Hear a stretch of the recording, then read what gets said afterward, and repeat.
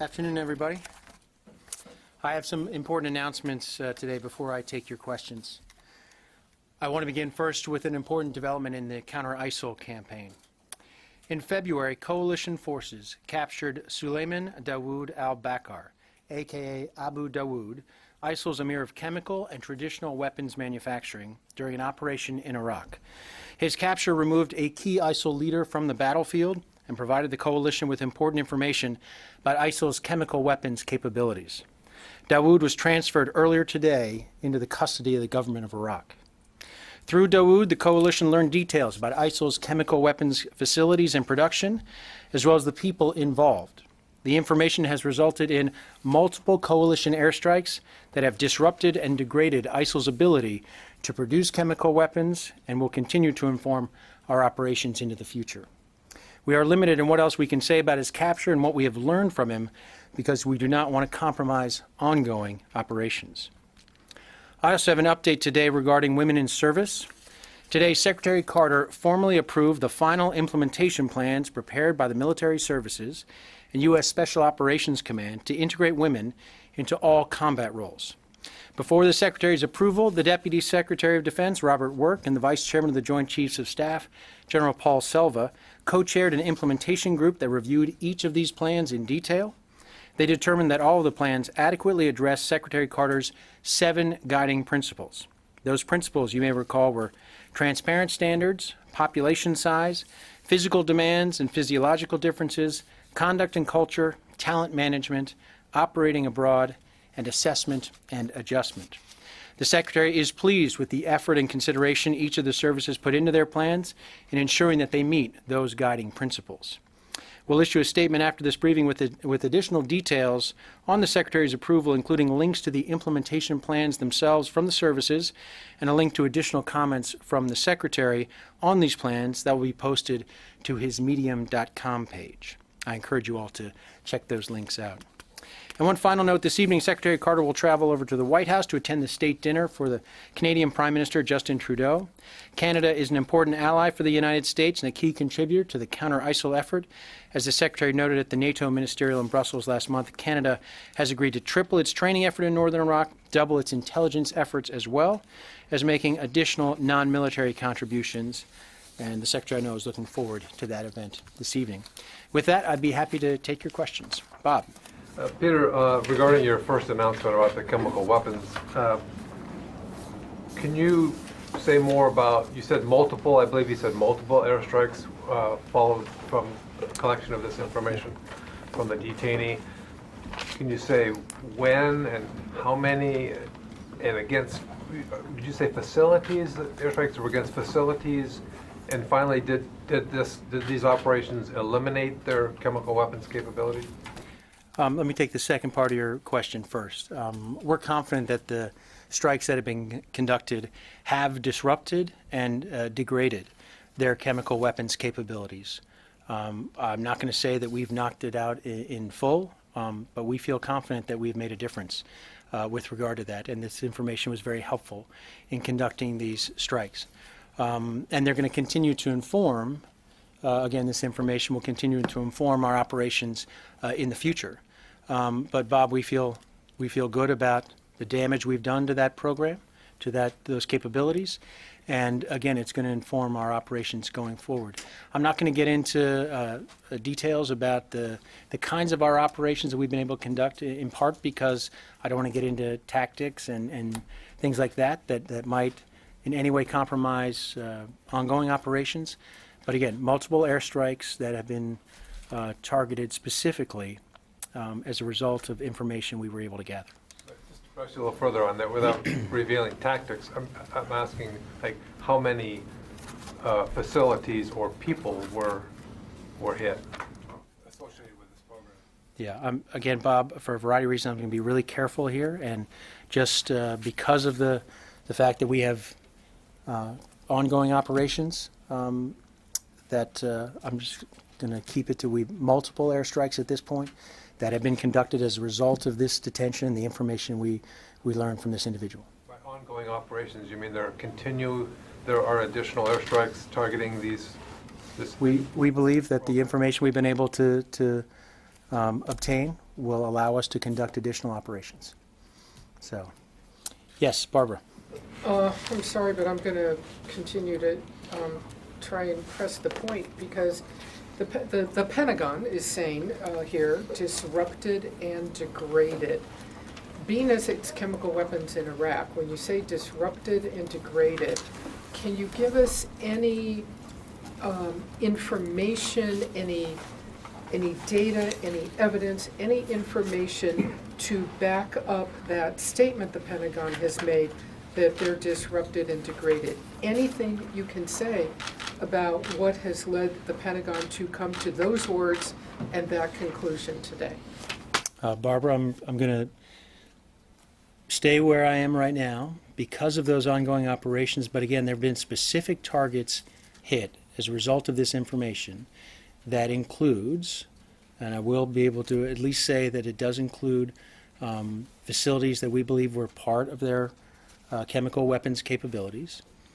And I'm going to leave it at that because we want to be able to engage in additional operations that we think will further disrupt and degrade their chemical weapons capabilities. All right, let me ask you this. Again, it's the Pentagon that is publicly saying disrupted and degraded. Can you say how much disrupted, how much degraded? Do they still have, since it's well understood ISIS makes mustard agent itself, it's not like it goes and buys it anywhere. They know how to make it and they make it. How disrupted, how degraded, what's to stop them from simply making more of it? Again, Barbara, we feel confident that we have disrupted and degraded. I'm not going to put a metric on it, a measurement, but based on the information we've received, we are confident that we have done damage to their chemical weapons capabilities. We do not believe at this point we've been able to curtail it entirely. We think that would be difficult, given, as you said, their demonstrated ability to obtain some of these materials. But we feel good about what's been accomplished here. And we also want to make the point that we're not done. And we have additional operations that we believe will further disrupt and degrade their chemical weapons capabilities. In addition to every other aspect of our campaign against ISIL, this is just another component. My very last question, so from what I take from what you're saying, is realistically, you're saying that the U.S. military coalition could not at this point eliminate ISIS's chemical weapons capability. We are certainly going to do everything we can to try and prevent ISIL from carrying out any attacks, whether it's with the chemical agents or otherwise, but we feel confident that these actions have played a role in degrading and disrupting their chemical weapons capabilities up to this point, and that additional operations will continue in that same vein. Again, Barbara, we're not going to get into metrics here. I think we are doing everything we can to eliminate ISIL. And if we're successful in that, we're certainly going to address this particular area of concern. Carla. Thank you, Peter. On the stolen files that the Germans have in their possession that supposedly have 22,000 foreign members of the Islamic State, has the United States seen these files? Is Germany sharing those with the United States? Has the United States been able to verify that they are authentic? From this podium here, I'm aware of these reports and aware of what's been reported publicly, but I can't get into confirming whether or not these files are contain information that is authentic or anything like that. So I'll refer you to the intelligence community in particular to see if they have something more to say on this topic. But we certainly are aware of those reports, and any information that gave us a better insight into the members of ISIL certainly would be helpful to the Department of Defense and to our overall coalition effort to ultimately defeat ISIL. And then a quick follow on the raid in Somalia. Can you confirm that U.S. forces were involved in that raid? And we've been hearing different reports, 12 al-Shabaab militants killed. We've heard 15. Do you have an update on that? Yeah, I believe this question came up yesterday, and again, I'll restate what we said previously, that there were U.S. forces in the train, advise, and accompany mode, as they have been in the past in Somalia, and that There was a small number of U.S. forces involved. I'm not going to get into the final assessment of that action. Again, this was carried out in conjunction with the government. Do we know how many al-Shabaab militants were killed? I'll refer you to the government of Somalia for that. Tony. One on the chemical weapons issue and then one on North Korea. Yeah. What's the size and scope of ISIL's chemical weapons program, and does it pose a threat to Iraqi troops and U.S. advisors? Well, Tony, we've seen them demonstrate a willingness to use these agents previously in Syria and in Iraq. So obviously it's a obvious concern both to the civilian populations in those places and to our forces. One reason why we have conducted these strikes and in particular that this particular individual was of such value to us. And so we obviously have concerns about that program. We want to do everything we can to try and reduce those capabilities, and that's what we've done in this instance. Again, they've demonstrated a willingness to use it. That alone is reason for us to do everything we can to reduce their ability to use these kinds of weapons. Do you have a sense, though, of stockpiles? I mean, you were a reporter on the road to March to War when the Bush administration, made a lot of claims that turned out not to be true, so I'm sure you're naturally skeptical. But what's the sense of scope here in terms of their inventories? Mustard gas or what? Yeah. Again, Tony, I'm not going to get into intelligence assessments from here, but they've demonstrated a willingness to use it. That alone is a cause for concern for us and should be for everyone. These are violations of international law. Obviously, ISIL hasn't shown a great willingness to abide by international law, but these are agents that obviously cause tremendous suffering for people, and we've seen their use demonstrated in Syria and Iraq, and we're going to continue to do everything we can, working with our coalition partners, of course the Iraqi government as well, to try and address the risk of these agents being used in any form or fashion, whether it be against U.S. forces, coalition forces, or certainly civilians on the ground. Okay, I need to shift gears to North Korea and the missile issue. A couple days ago, you said the United States has not seen North Korea demonstrate a capability to miniaturize a warhead. Today, Admiral Gortney, the head of the Northern Command that's in charge of protecting the country, said, "I assess it's the prudent decision on my part to assume that he has the capability to miniaturize a nuclear weapon and put it on an ICBM today." Is there a contradiction between your statement and his? Absolutely not. We have not seen them demonstrate this capability, but Admiral Gortney, as you would expect a commander in his position, that the American people would expect, that he would be doing everything in his power to be prepared for that eventuality. And he's doing what he should be doing to prepare for that threat should it become a reality. And at this point, again, we have not seen them demonstrate that capability, but he is doing exactly what he should be doing in preparing his forces and our U.S. forces overall to be able to respond to that challenge. He assumes they have it. You said they haven't demonstrated it, so that those are internally consistent? He is doing the appropriate, proper planning that you would expect of a commander in his position. Thanks. Yes, Christina. Thanks, Peter. Earlier this week, General Austin said he provided his recommendations on how to accelerate the fight against ISIS to his leadership.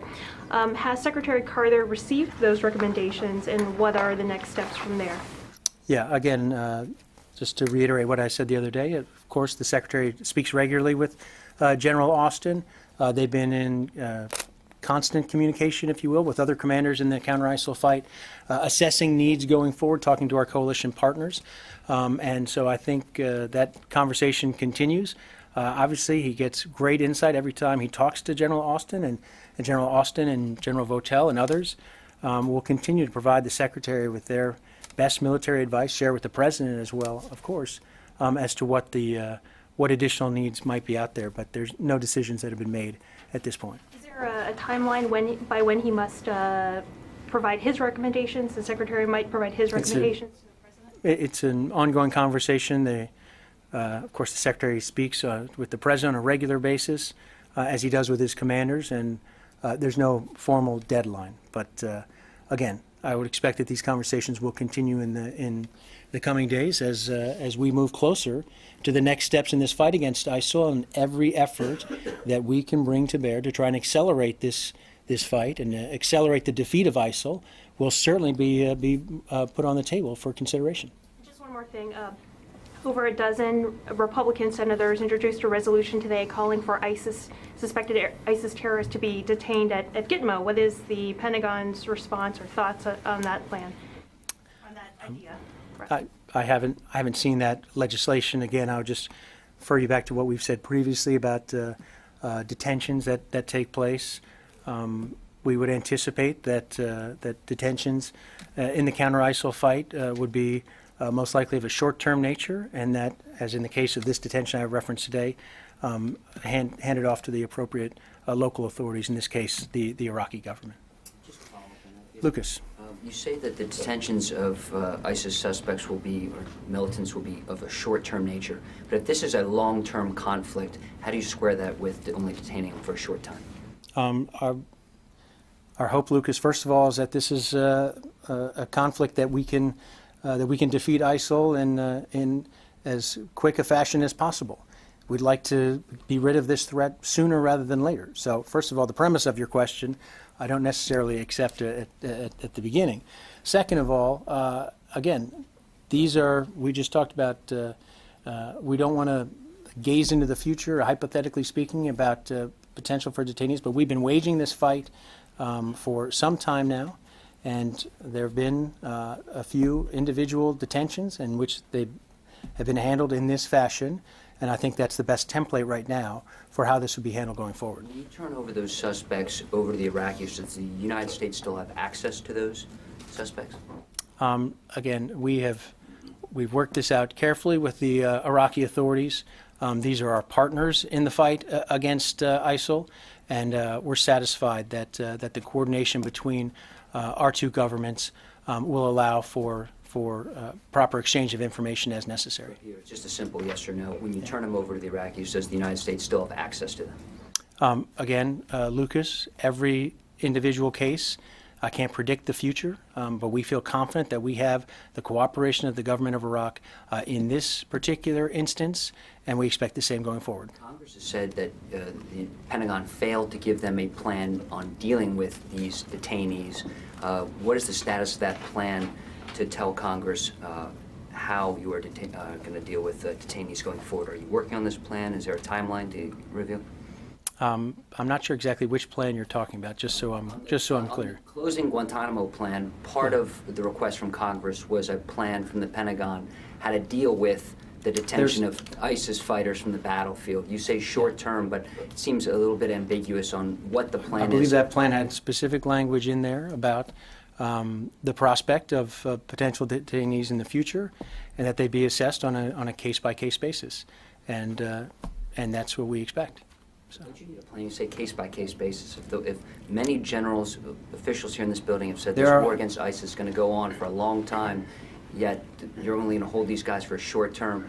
I know when I walk out here, sometimes I forget to ask you questions. If you want to go back and ask a detainee something, don't you need to hold them long term? Isn't that what people at home expect? Again, Lucas, I'm not sure it does us much good to talk in hypotheticals. We have a concrete example of an ISIL detainee that, again, we received information from this person. We've handed them over to the Iraqi government, and we think that's a template for future cases. That doesn't sound like a hypothetical. It's an example. No, it's a concrete example of what's happening with a real-world situation. But if this task forces go out and get guys and capture them and get information to set up other strikes, as you've just read out at the top of the briefing, how is holding them only a short time, how does that make sense? I think people at home would find that very confusing. Again, we have a government on the ground in Iraq, a partner in the fight against ISIL that we feel confident we can rely on in this instance. And that provides perhaps a difference in this equation than you're considering. We have a partner on the ground, a sovereign government that we're working with in close coordination. I think maybe that's the difference here. Yes, Joe. Yeah, few clarification back to your opening statement. So the capture of the ISIL leader was coordinated with the Iraqi government. That's what I understand from you. Yes. And could you share with us more information about where was he captured, what part of Iraq?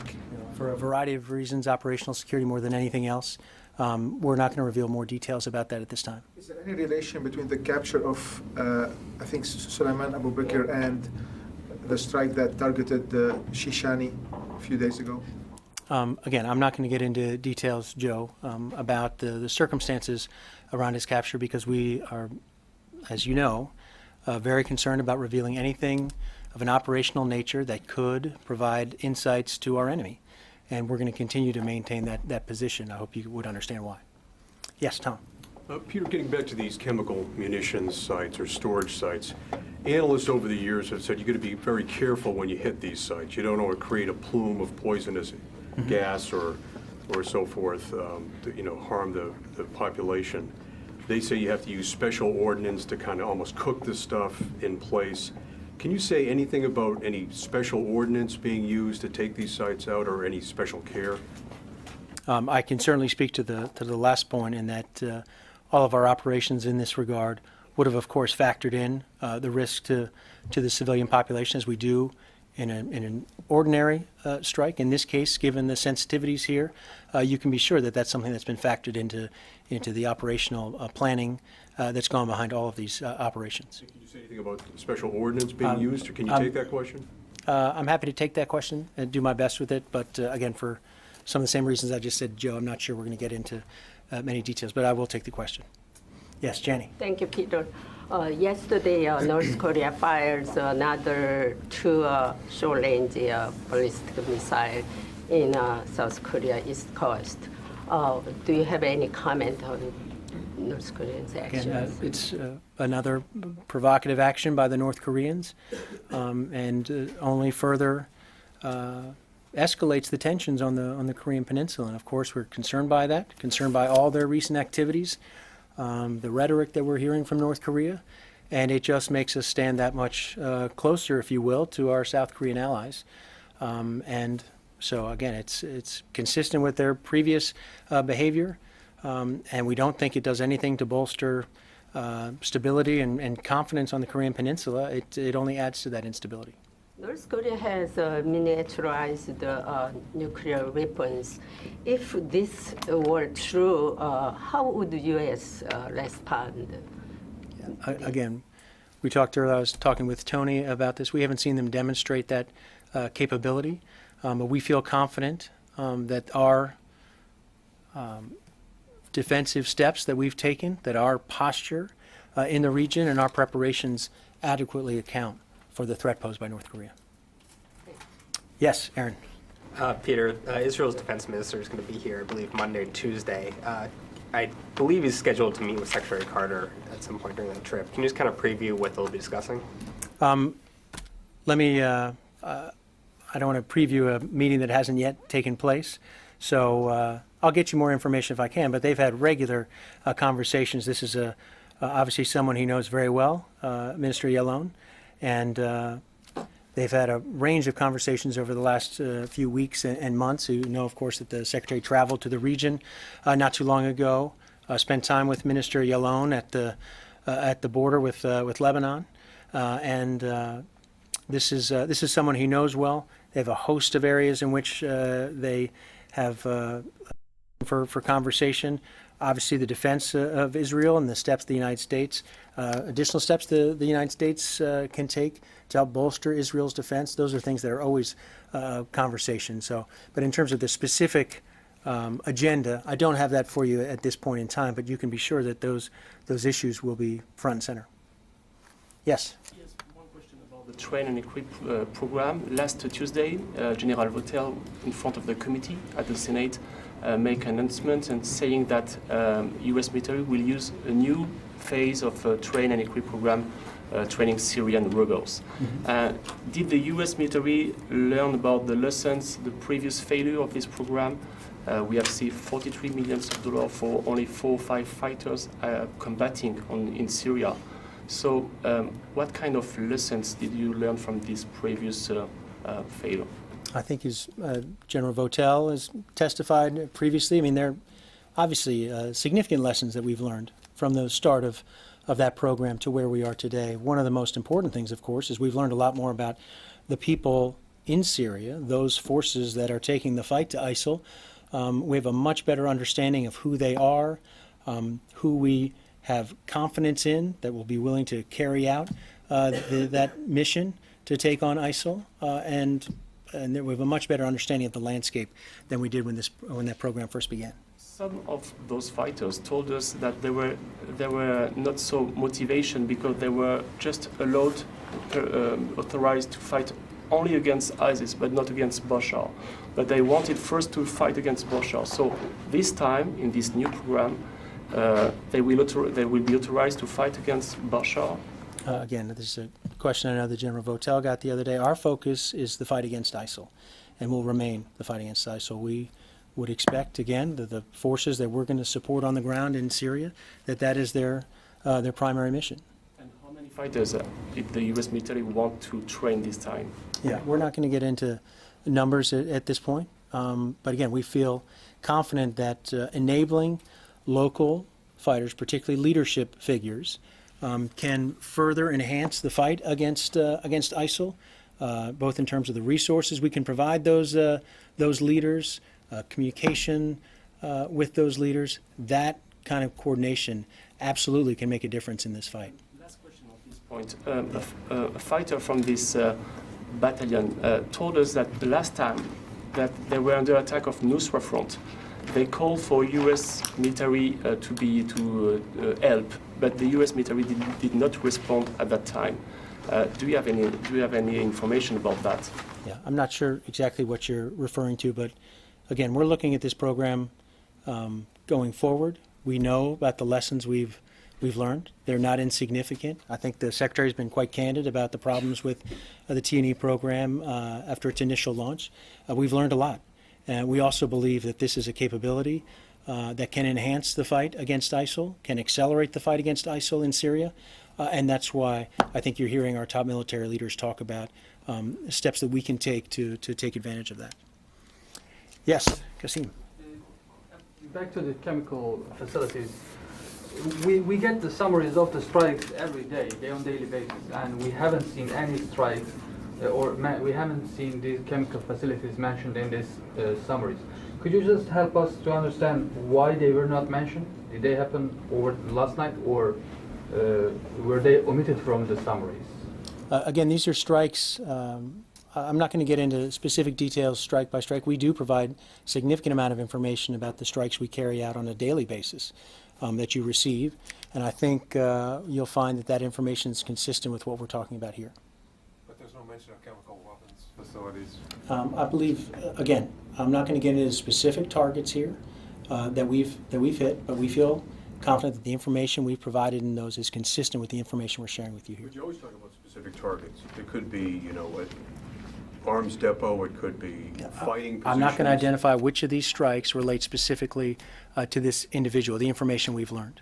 So, but we're confident not at this time, again, because we don't want to compromise other ongoing operations. We're going to take every step we can to preserve our ability to use this information in a going forward basis. We have more targets to consider here, and again, even there are aspects to this that we do not want to compromise ongoing operations. I think it would be irresponsible for us to do that, given the information we have and what we hope to carry out in the future. But you're saying that the press releases point to the strikes, and that you're not saying when the strikes were. There's no mention in the press releases of chemical weapons facilities. I don't have all the releases in front of me. I'll go back and check them, Bob, but I believe there are references to facilities that have been hit in the past. We've identified targets that were weapons facilities. We may not be exclusively specific to this, in part because we do not want to reveal information to our enemy that could, again, compromise future operations. We think that's an appropriate consideration going forward. We do not want to jeopardize those operations. We would like to do more damage to their chemical weapons capabilities, and we're going to preserve what we think is necessary to be able to do that. You mentioned agents, and is this sulfur mustard only, or do they have additional agents beyond that? We've seen them use particularly sulfur mustard agent. Bob, I'm not going to get into more detail, but we think that's consistent with the capability that ISIL has demonstrated so far. Is that the only one, is what I'm saying? Are there others without mentioning them? Chlorine? Yeah, I believe there have been reports about the use of chlorine as well. Those are two that we've seen demonstrated publicly, and I'm not going to get into more details about what other capabilities they may or may not have. You say reports, is that? Yeah, there have been reports of. Reports or public reports? There have been public reports. Their use of. Your information. Again, we've seen them use sulfur mustard agent. Just to be clear, there's chlorine has a different technical definition, if you will. Not everyone considers that in its form a chemical weapon. Obviously, it's got very severe effects on people, and so we have great concern with the use of that as a weapon in the battlefield as well. And it's not that we have any less concern about chlorine, but it is technically it does have a different designation. Peter, can I follow up on two things briefly? Yes. Okay, there is simply no, as we're all saying here, and I think we agree, there is no mention in any of your public press releases of the word chemical in any of the targeting press releases where you tell us what you have targeted. It is simply not mentioned. So for purposes of reporting accuracy, can I ask you, are there other targets, are there other types of targets that you hit that you're not telling us about? Must we now consider these daily press releases to be less, with all due respect, than full disclosure?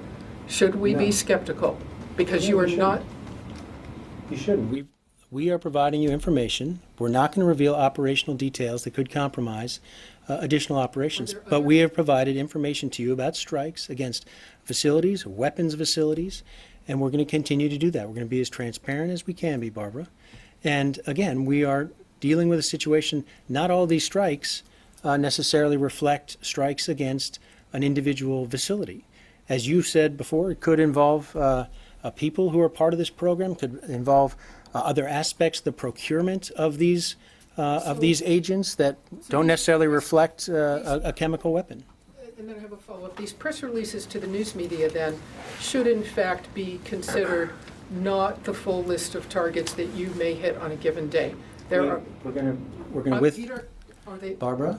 I'm being as upfront with you as I can be. We are providing you all a regular list of those targets. is that list fulsome? It's as fulsome as it can be, yes. But it's not fulsome. It is not the complete list.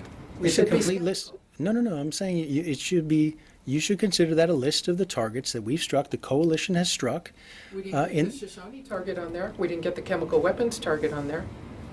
We assume what you're telling us is fulsome, so I'm trying to give you the opportunity here to say clearly it is not. On that specific target that you mentioned. I didn't see a Shoshone target on the list.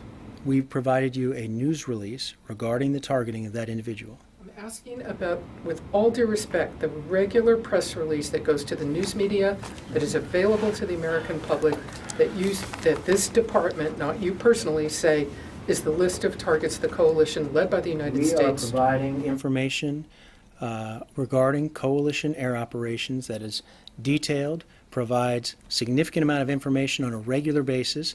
We are not going to provide information, Barbara, that we think could compromise future operations. Okay, so that answers my question. The list is not fulsome. My other question is, on North Korea, I'd like to follow up on Tony's question.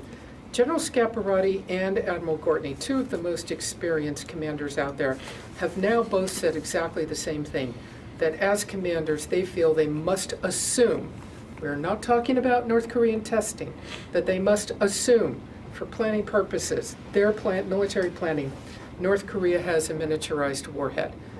Not talking about testing, Does the Secretary of Defense agree with his commanders, General Scaparrotti and Admiral Gortney, for that U.S. military planning purposes?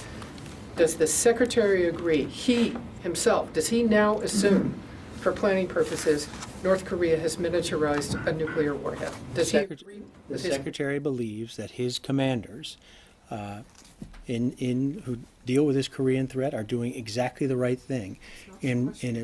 They are doing exactly the right thing in preparing and assuming that North Korea has this capability. And we have not seen them demonstrate this capability, but of course they're doing exactly what the Secretary would hope they would do, and that is preparing for that consideration and preparing defensive measures that would be in place to protect the United States and protect our allies in the region, which is exactly what they should be doing. Does the Secretary of Defense assume for his own military planning that North Korea, does he feel he has to assume that North Korea has miniaturized a warhead separate from the testing issue?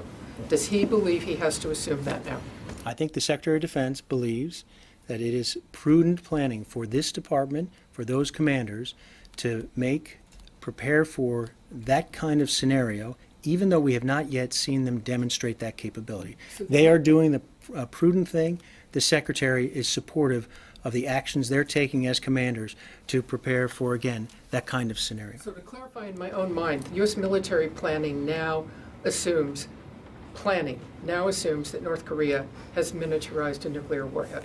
The commanders who are responsible for these activities have done the appropriate thing to assume that they have this capability, or that they're certainly trying to obtain it. That does not mean that they have that capability. They have not demonstrated that, but they are doing the prudent, appropriate, proper things, the kind of things that I think the American people would want them to do in their positions. I got time for one more. I gotta ask you to follow up. You were in the interview with Charlie Rose a couple of weeks ago when the Secretary was asked about this question. He said it categorically, they have nuclear warheads. You should get the transcript. They have nuclear warheads. That applies, he feels they've miniaturized them. I think you were in the room when he said it. I mean, how do you square Carter's statement with your answer to Barbara? Tony, again, I'm just going to go back to our view of the U.S. government, of this department, has not changed in terms of them demonstrating the capability. That has not changed. So those commanders that you talked about, the Secretary, again, they see what the North Koreans are attempting to do. We need to assume that they could develop this capability, and as a result, we need to prepare accordingly. That is the appropriate step for this department to take, but we have not seen them demonstrate that capability, and that's the important distinction here. What about the pictures they showed a couple days ago? They look like big beach balls or something. Kind of, for want of a. Has the department analyzed those images? I'm not sure exactly what pictures you're talking about, so I can't say if somebody's looked at these pictures. I saw that picture that shows the Korean TV. They like big bowling balls. Is this really they have, or they come from some other countries, Bolo or whatever? I have not seen those pictures, so I'm happy to take that question to see if we have any thoughts on the large balls that you saw on Korean television. Can you take one other question for us, Peter? Can you take one other question? Yes, of course. Back to Barbara, the exchange you had earlier about the airstrikes and the CENTCOM press releases. Yes. Can you take the question, if in fact there are strikes that are taking place potentially on a daily basis that are not released to the public, that are not part of the press release, can you take the question of how many strikes there actually have been? Because we have a tally that CENTCOM provides that's helpful. Very detailed. It is very detailed, but I've just indicated now that there are strikes that are occurring that aren't included in that.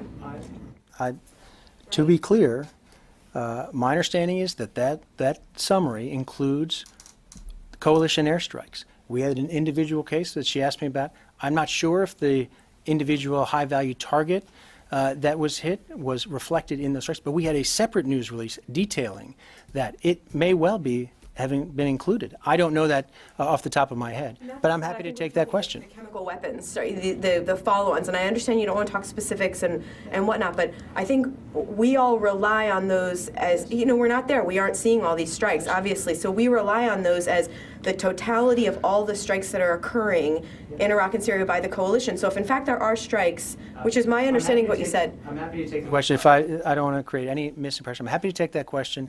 I am not aware that there are additional strikes that are not included in those strike totals. Again, we're not going to provide details on anything that might reveal additional operations for understandable reasons, but we're going to try and be as transparent as we can, and I'll take the question and see if we can get it answered for you. So I guess I just don't understand then the strikes that have occurred that were on some chemical biological targets that occurred because of questioning of the detaining, which I know you don't want to talk about. I get that.